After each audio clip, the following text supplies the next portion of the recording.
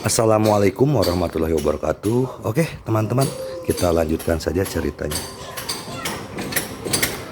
Bab 667 Kong Tian mencari Ji Fei, mencari dokter ajaib. Staf medis di tempat kejadian terkejut. Semua orang memandang Profesor Wang. Wang Tianhua adalah seorang ahli terkenal di Rumah Sakit Rakyat Ningjiang, terutama dalam pengobatan dan pembedahan pengobatan barat. Dia adalah sosok setingkat dewa. Dan apakah orang seperti itu benar-benar menyerah dan ingin menemukan dokter ajaib? Lalu siapa yang akan menjadi dokter ajaib? Wang Tianhua telah membuka pintu dan keluar. Rambut putihnya menempel di kulit kepala karena keringat, dan dia sangat lelah. Profesor Wang, bagaimana situasinya? Dekan Jingbo dengan cepat melangkah maju dan bertanya. Wang Tianhua menggelengkan kepalanya ke arah Jingbo. Tidak ada yang bisa kamu lakukan, tulang rusuk ketiga di sisi kiri patah dan menusuk jantung. Tidak mungkin untuk dioperasi. Jika kamu tidak hati-hati, kamu akan mati. Ini ekspresi Jingbo langsung berubah, kamu tidak bisa menyelamatkanku. Suara seorang wanita terdengar dari belakang. Semua orang melihat sekeliling dan melihat seorang wanita tinggi, cantik, dan mempesona. Pada saat ini, wajah dingin itu menunjukkan pertanyaan dan ketidaksenangan yang mendalam. Meskipun Wang Tianhua sangat tidak senang dengan pertanyaan wanita itu, dia tetap mengangguk, saya tidak dapat disembuhkan dengan operasi. Saya akan menelepon bos provinsi Ningjiang Anda sekarang dan melihat bagaimana mereka menghadapinya. Sekretaris wanita Huo Lei tiba-tiba berkata dengan marah. Ekspresi Jingbo tiba-tiba berubah. Sekretaris Huo, apakah Anda ingin menunggu masalah ini? Tunggu apa lagi? Apakah kamu punya cara untuk menyembuhkanku? Huo Lei memegang ponselnya dan menatap Jingbo dan bertanya dengan marah. Jingbo terdiam. Jika Wang Tianhua tidak bisa melakukannya, tidak akan ada orang yang bisa melakukannya di Rumah Sakit Rakyat Ningjiang. Wang Tianhua menghela nafas. Pemuda yang menyelamatkan orang-orang di lokasi kecelakaan mobil hari ini dapat disembuhkan.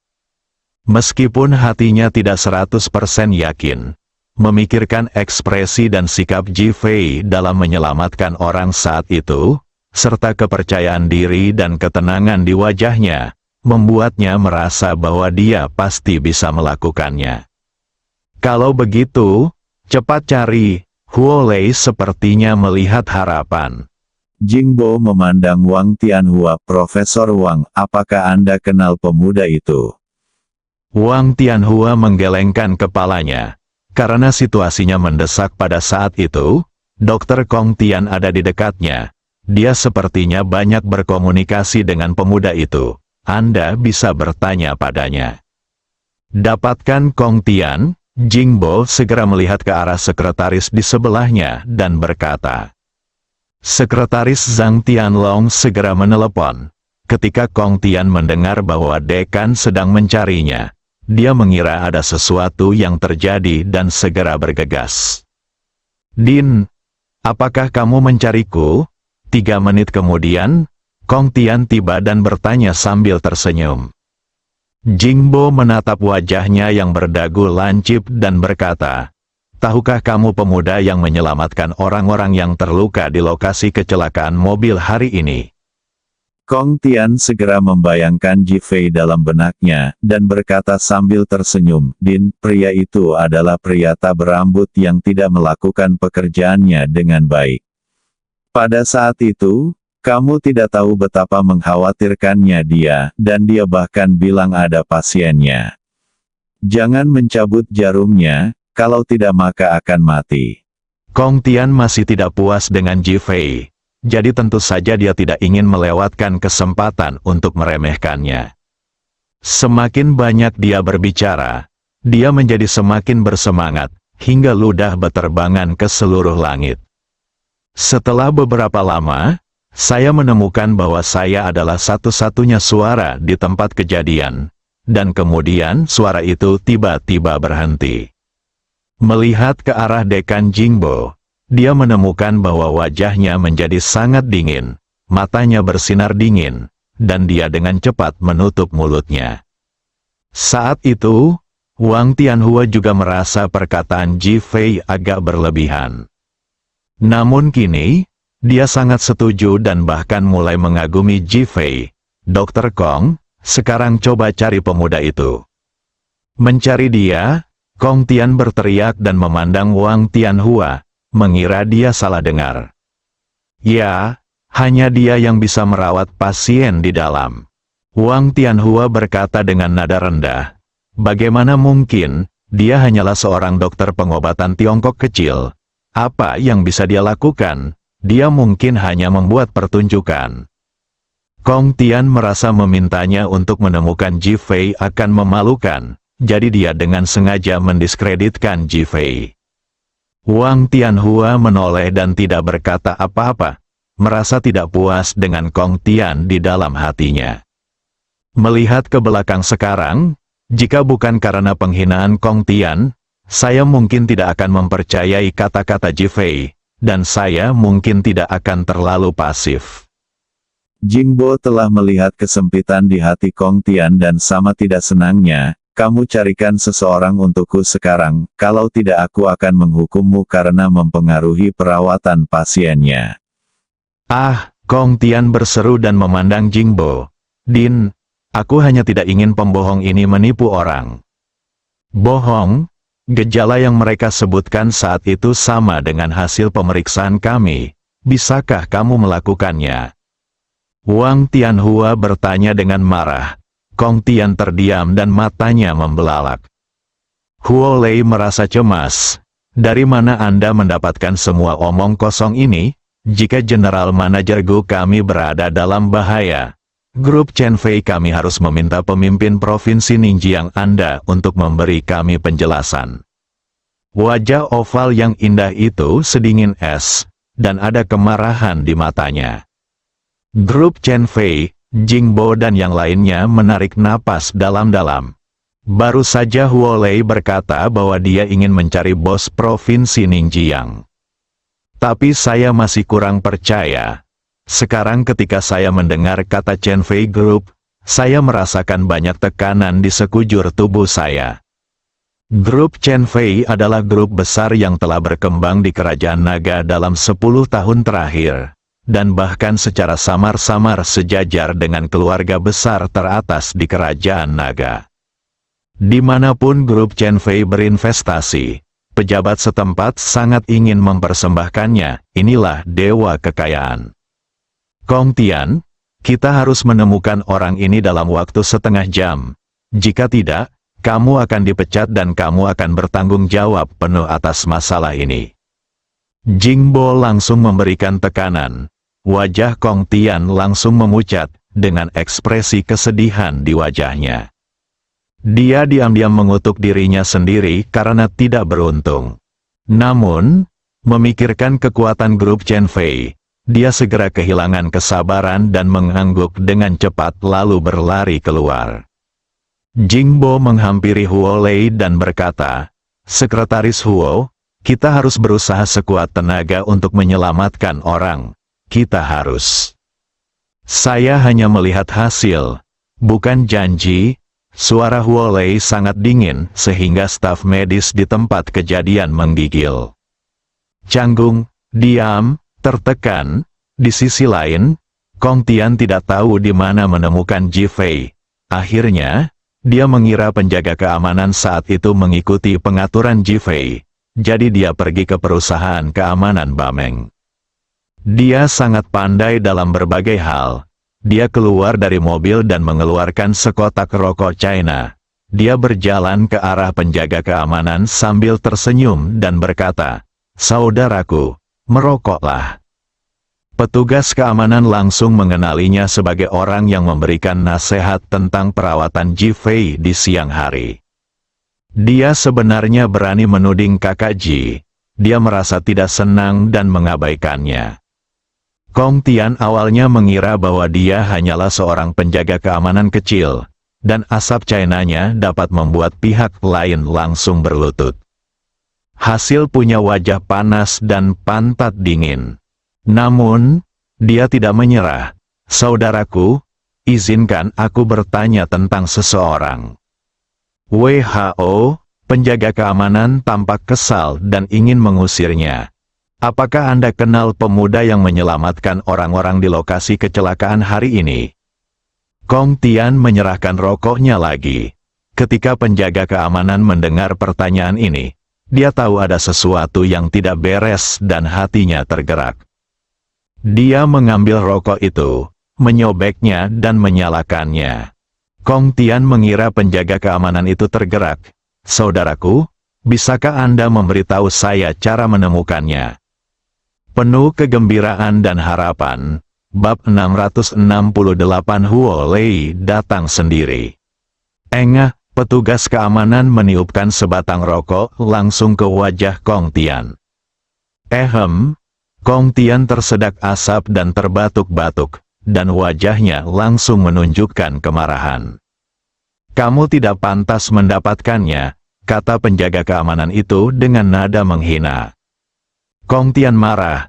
Mengapa kamu, seorang penjaga keamanan kecil, begitu sombong? Gulungan, penjaga keamanan melangkah maju dan langsung menendangnya. Ledakan, tepatnya di perut bagian bawah. Aduh! Kong Tian berteriak dengan sedih dan berguling sejauh 3 meter di tanah. Dia menabrak hub roda kiri depan mobil dan mengalami benturan di dahinya. Jika aku melihatmu berlari ke sini lagi, aku akan membunuhmu. Penjaga keamanan memperingatkan dengan marah. Kong Tian menutupi kepalanya dan bangkit, wajahnya penuh amarah. Melihat mata penjaga keamanan itu, dia begitu ketakutan sehingga dia segera tutup mulut. Menekan amarahnya, dia berbalik dan masuk ke dalam mobil. Dia menyalakan mobil dan mengacungkan jari tengahnya ke arah satpam. Kamu hanyalah satpam kecil, bukan siapa-siapa di masyarakat terbawah. Hanya... Suara mendesing, penjaga keamanan mengangkat tangannya, dan seberkas cahaya dengan titik merah keluar. Hai, terdengar suara sesuatu yang sedang dimasak, disusul dengan teriakan Kong Tian seperti babi yang dibunuh. Bah-bah, kepalanya menjulur keluar jendela mobil dan dia terus muntah di luar. Rokok yang baru saja dihisap petugas keamanan keluar dari mulut Kong Tian. Tetapi puntung rokoknya menghadap keluar. Area puntung rokok yang menyala masih menyala merah dan belum padam. Kong Tian merasakan sakit yang membakar di lidahnya, dan lepuh darah besar disebabkan oleh kembang api. Sungguh menyedihkan, nak, kamu masih belum bisa memarahiku, kata penjaga keamanan dan berjalan mendekat. Kong Tian sangat ketakutan sehingga dia segera menarik kembali lehernya, menyalakan mobil dan melarikan diri. Dari jarak sejauh itu, dia bisa membuang puntung rokok ke mulutnya dari jendela. Betapa hebatnya satpam ini. Penjaga keamanan itu tertawa keras, melihat asap yang masih mengepul di tanah, dan berkata pada dirinya sendiri, saya bisa menjadi penembak jitu sekarang. Dengan wajah penuh kegembiraan, dia segera melapor ke Tie Xiong. Setelah mendengar ini, Tie Xiong langsung melambaikan tangannya, jangan ganggu kakak Ji. Menurutnya, siapapun yang diinginkan pihak lain adalah siapa mereka dan itu tidak ada hubungannya dengan mereka. Jika kamu ingin merepotkan kakak Ji, kamu pikir kamu ini siapa? Mereka langsung terjebak dalam masalah ini. Dan Ji Fei bahkan tidak mengetahuinya. Di sisi lain, Kong Tian kembali ke rumah sakit dan berlari ke pintu ruang gawat darurat sambil menutupi dahinya. Sebelum ada yang datang, dia sudah mulai menangis. Din, saya tidak bisa mengundangnya, dan dia dipukuli. Wuho, ada banyak tangisan, menangis dengan sangat sedih. Dia menangis sangat keras. Ia mengira dekan telah mengatakan akan dikeluarkan jika tidak bisa diundang dalam waktu setengah jam, sehingga ia sengaja berpura-pura sengsara. Ekspresi Jing Bo langsung berubah, bahkan menunjukkan kemarahan. Dia bisa mengerti kenapa dia tidak mengundang siapapun, tapi memukul seseorang membuatnya sangat tidak bahagia. Siapa yang memukulmu? Itulah pemuda itu. Ia tidak mengatakan bahwa yang memukulinya adalah satpamnya. Jika diketahui ia sedang mencari seseorang, ia tidak tahu harus mendatangi siapa, melainkan langsung bertanya kepada satpam tersebut, memberikan rokok kepada seseorang, bahkan memohon, dan dipukuli, dia pasti akan ditertawakan sampai mati, dan dia pasti akan dipecat. Memilih untuk berbohong dan bersikap menyedihkan. Wang Tianhua memasang ekspresi serius di wajahnya dan berkata dengan nada curiga, meskipun pemuda itu sombong, dia seharusnya tidak bisa memukul orang. Karena dia ingat dengan jelas bahwa ketika Kong Tian sangat mempermalukan Ji Fei dan tidak ada yang marah, bagaimana dia bisa mengalahkannya ketika dia pergi mengundangnya. Kong Tian terkejut. Jingbo memelototi Kong Tian dan bertanya, apakah kamu yakin telah dipukuli olehnya? Meskipun Kong Tian panik, dia tidak punya jalan keluar dan hanya bisa menganggukkan kepalanya. Dialah yang memukul saya, dan dia memukul saya dengan sangat keras. Kong Tian hanya menutupi keningnya dan tidak berani mengatakan bahwa lidahnya terbakar. Di mana pemuda itu? Huo Lei bertanya. Meskipun Kong Tian tidak tahu, memikirkan betapa marahnya penjaga keamanan ketika dia melihatnya, dia menduga dia pasti tahu tentang Ji Fei. Dia berbohong dan menjawab, itu di perusahaan keamanan Bameng. Aku akan mengundangnya. Huo Lei berjalan langsung menuju lift dengan sepatu hak tinggi. Dua pengawal segera menyusul. Jingbo merasa tertekan, tapi dia menahan kata-katanya. Kecuali Ji Fei, tidak ada orang di depannya yang bisa menyembuhkan penyakit atau menyelamatkan nyawa. Wang Tianhua merasa malu ketika dia berpikir bahwa dia telah meremehkan Ji Fei hari ini. Orang tua, ayo kita pergi dan melihat. Ngomong-ngomong, aku ingin meminta maaf. Jingbo terkejut, tapi masih mengangguk dengan sangat gembira. Terima kasih, Profesor Wang, Sekretaris Zhang. Anda menyetir untuk menemani Tuan Wang. Sekretaris Zhang Tianlong segera melangkah maju dengan hormat dan meminta Wang Tianhua pergi dulu. Wang Tianhua tidak berkata apa-apa dan mengikuti Huo Lei menuju lift. 10 menit kemudian, Huo Lei, Wang Tianhua dan lainnya tiba di perusahaan keamanan Bameng. Huo Lei melihat pintu perusahaan keamanan Bameng yang rusak telah diperbaiki, dan amarahnya membara di dalam hatinya ketika dia mengira manajer umumnya, Gu Qingzong, belum bangun dari komanya. Gerbang kota terbakar, mempengaruhi ikan-ikan di kolam. Perusahaan keamanan Bameng memikul tanggung jawab mutlak. Dia turun dari mobil dan berjalan cepat, karena dia cemas. Dada dan pakaiannya naik turun, membuatnya tampak megah. Ketika penjaga keamanan melihat Huo Lei datang dengan marah, dia tertegun, segera menoleh, menyalakan senter dan menggoyangkannya 2 kali. Tetsuo yang sudah mengantuk dan hendak tertidur, matanya tertusuk senter dan langsung lari keluar. Saat ini, Huo Lei telah mendatangi penjaga keamanan. Di mana pemuda yang baru saja memukuli Dr. Kong Tian. Biarkan dia keluar. Suaranya nyaring dan diwarnai amarah. Penjaga keamanan itu tertegun, apakah kamu di sini bukan untuk menemui saudara Ji? Melihat Huo Lei, yang tingginya sekitar 1,7 meter, mengenakan rok pendek ungu, stoking berwarna daging, rambut panjang berwarna kastanya ditarik ke belakang kepalanya, memperlihatkan lehernya yang seputih salju, dan ekspresi arogansi di wajahnya, penjaga keamanan mengira dia cantik yang datang menemui Ji Fei. Itu sebabnya Tie Xiong diminta untuk keluar. Sekarang saya mengetahui bahwa bukan itu masalahnya, dan saya sedikit bingung. Tie Xiong berhenti dan melihat apa yang terjadi. Apa itu saudara Ji? Saya mencari orang yang baru saja memukul Dr. Kong Tian. Dia menilai dari perkataan Kong Tian bahwa orang yang meninju Kong Tian adalah orang yang menyelamatkan dan merawat Gu Qingzong, jadi dialah yang dia temukan. Jadi jika Anda menemukan orang itu, semuanya baik-baik saja. Penjaga keamanan itu mengerutkan kening dan bertanya ragu-ragu, apakah Anda berbicara tentang orang idiot yang baru saja datang? Bodoh, Huo Lei awalnya tercengang, kemudian dia menatap penjaga keamanan dengan mata penuh ejekan, dan juga memiliki kesan yang sangat buruk terhadap Ji Fei. Orang macam apa yang bisa menemukan penjaga keamanan berkualitas rendah? Jika ini adalah penjaga keamanan dari grup Chen Fei mereka, dia akan segera dipecat. Zhang Tianlong sedikit tidak senang dan melangkah maju untuk melihat penjaga keamanan. Dr. Kong baru saja datang untuk meminta bantuan dan dipukuli. Di mana orang yang memukulnya? Penjaga keamanan sudah mengerti dan berkata dengan tenang, "Saya memukulnya."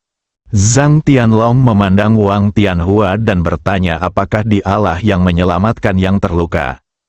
Wang Tianhua menggelengkan kepalanya dan berkata tidak.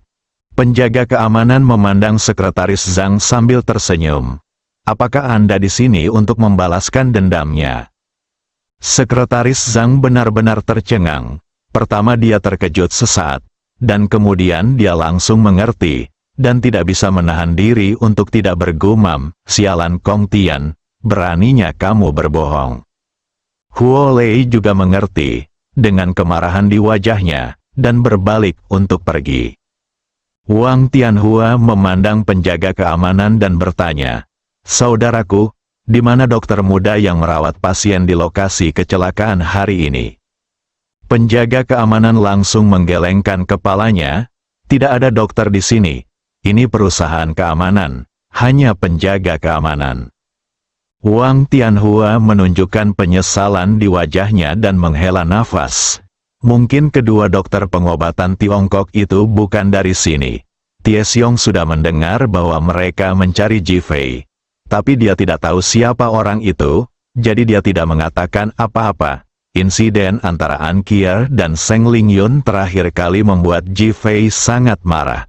Saat ini, Qi Yuan melaju kembali. Bersambung.